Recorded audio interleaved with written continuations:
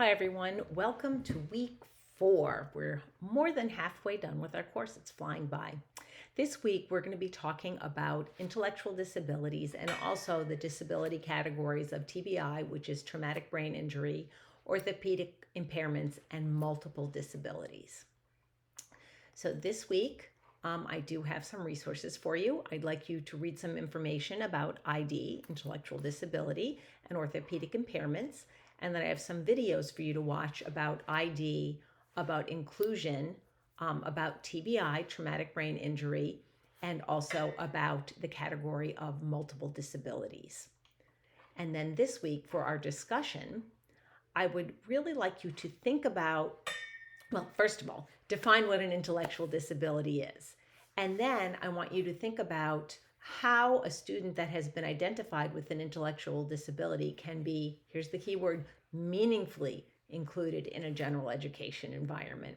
And then I'd like you to give some examples of accommodations, modifications, and universal design principles that could be effective in including a child with an intellectual disability. So you're going to be taking what you've learned and applying it in, I guess, a sort of a simulation in your mind of a real life situation.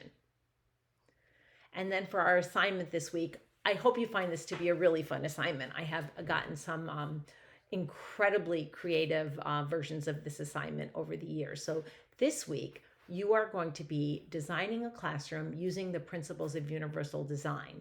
What I want you to think about is a student that has a mobility impairment, and you're going to be designing this classroom using UDL for a student with a mobility impairment. I want you to describe the physical environment, including the materials and how the materials will be accessible independently by all of the students. And then the design, this is where you can get creative. You can write a paper. You can do an annotated drawing, just make sure there's enough detail there.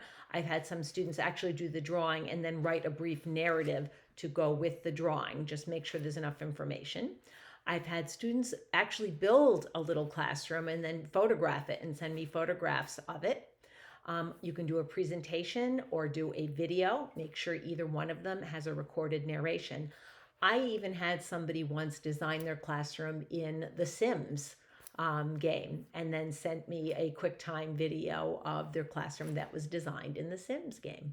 So however you would like to do this design, that's fine. Just make sure that you have adequate details, that you, again, really describe that physical environment, the materials, and how they're going to be accessible, and think about how you're going to use those principles of universal design in the classroom.